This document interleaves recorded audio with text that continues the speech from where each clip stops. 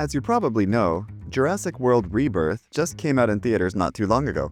Since this channel is going to pursue new movies, among others, I thought I'd check to see if it was also released on Prime Video for purchase. But I guess the days of buying a newly released movie, so as to watch at home, has sadly been left behind with all those years of a certain pandemic that I prefer to leave as unnamed as Voldemort. Oh crap! So, I cannot review Jurassic World since this channel is not big enough yet to get early access to the hottest new release movies. However, I typed Jurassic Park into Prime Video and made an interesting discovery. Prime has a wide array of B movies, and some of them are worth your time. If you don't know what a B movie is, the term comes from back in the golden age of Hollywood, roughly the 1930s to 1950s. At that time, theaters would often show two movies for the price of one. The A movie was the main attraction. High budget, big stars, lots of prestige. The B movie was the second feature. Lower budget, shorter runtime, lesser known actors. Over time, the term B movie evolved to refer to, well, no, it's by and large the same. When people use terms like C movie or D movie, it's not an official designation, but more a way to mock a really bad quality production.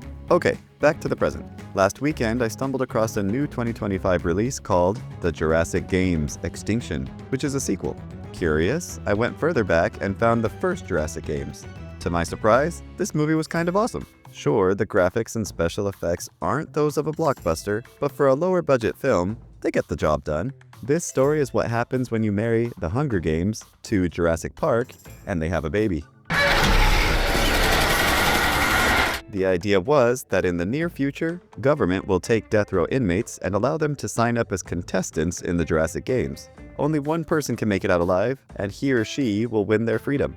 They are pardoned of their crimes and can go back into society. It's important to note that each one of these criminals is guilty of heinous murders, with most of them being serial killers. When the inmates die in the virtual reality world, it triggers an automatic lethal injection into their neck in the real world. Oh, and let's not forget that any pain they feel in the VR world will also seem real to them. I didn't sign up for this when I signed up for this! The game makers did this so the condemned criminals would be able to experience the same anguish they inflicted on their victims. What makes this movie really interesting is that it really makes you consider whether or not the creators of this brutal public spectacle have a valid point. If these convicted murderers experience terrible pain before their deaths, wouldn't that indeed be a punishment that fits the crime, providing justice for their victims, as well as giving closure to their families?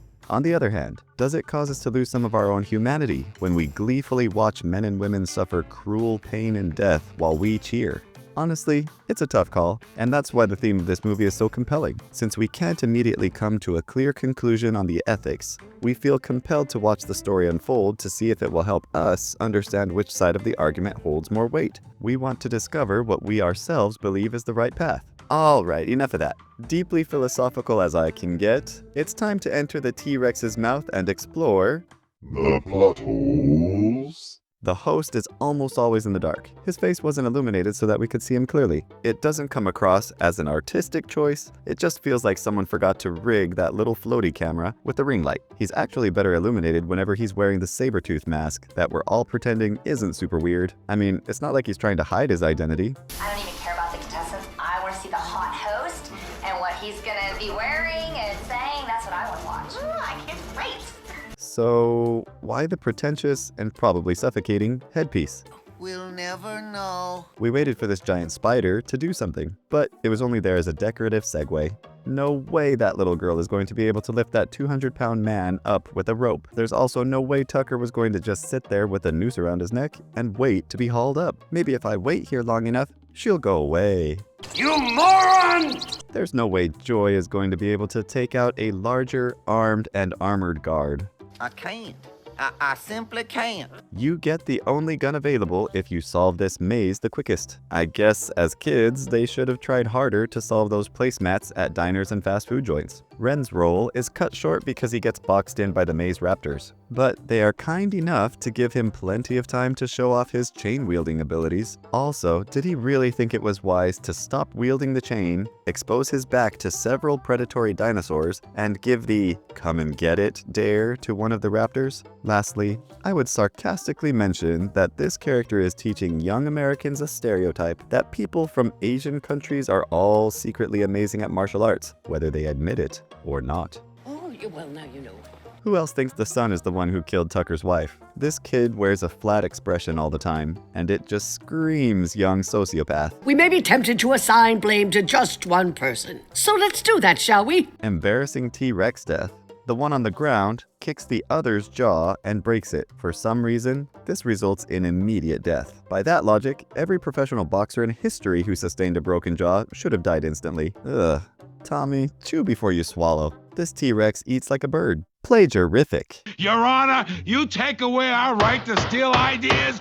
Where are they gonna come from? T-Rex swinging the guy around like a rag doll. The host, as compared to the one in the Hunger Games, is played by a good actor, but it's hard to compete with that laugh. Albert, the psycho cannibal, meets his gruesome end at the hands of what appear to be trilobites? But what this scene really does for me is transport me back to a certain Egyptian tomb.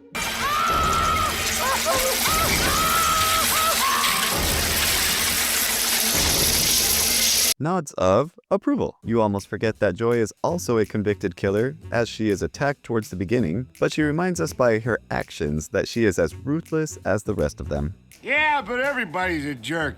Insubordinate and churlish. Funny spectator reactions. Cannibal Guy did a legit good job at having crazy eyes. While his character is gross, That kind of behavior just he was one of the reasons we allow ourselves to be drawn into the fantasy. Maybe he went through Wallace's rabbit rehabilitation. Bad. And that's why he only eats meat now. Cannibal Guy action figure ad.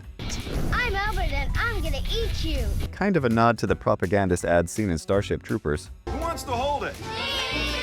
Citizen rule. People making a better tomorrow.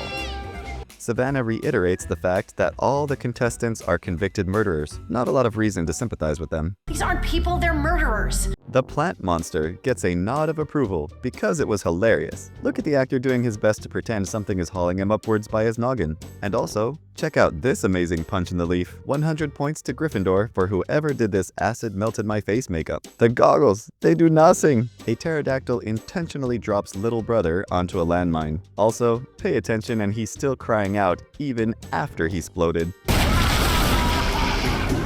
Tucker tries to have a heart-to-heart with Joy, only to be reminded by her that once they get to the end, she will kill him. I like this because modern movies are always trying to get us to sympathize with the villains. This movie did a pretty good job of reminding us of the reality that some people don't have an inherent desire to be good, and that it's a mistake to think that everybody is just misunderstood. There are psychopaths out there that just like being bad. Oh, I'm so bad. And will destroy anyone in their path if it means they can get what they want. The honesty in this film about this topic is refreshing. Fake victims crying during interview. This one is a good lesson to everybody to not believe everything they see on TV. Who is this? Whoa, the Best Actress Award goes to... People can lie very effectively when they are trained to act. Good. Savannah's death is brutal, and it seems like it is intended to make us feel like applauding. However, there is the point about all the contestants being convicted murderers, most of them serial killers. While Tucker was the exception, all the rest were cold-blooded. So the question that drives the story continues to come up. Is it okay to put people through terror and brutality as a capital punishment for first-degree murder? You'll have to draw your own conclusions, but it's a compelling question that works well as the basis for a dramatic story. It also caused me to not feel the elation that I think the creators intended me to feel when watching Savannah get shot. Last of all, I'll show you why I'm so excited to get to the sequel. Bring it on.